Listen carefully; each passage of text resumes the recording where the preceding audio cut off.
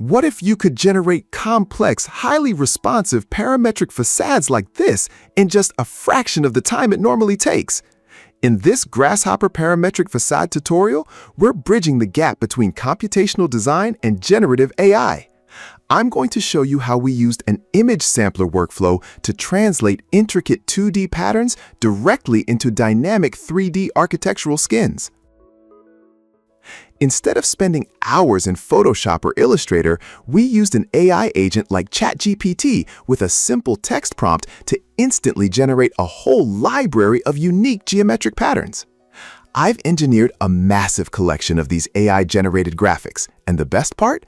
Every single one of them interacts with our Grasshopper script in wildly different, unpredictable, and beautiful ways. From standard noise maps to intricate mathematical grids, AI gives us infinite variations instantly. So, let's jump straight into Rhino and build this smart Grasshopper script from scratch so you can start driving your own parametric designs with the power of AI. Let's get to work.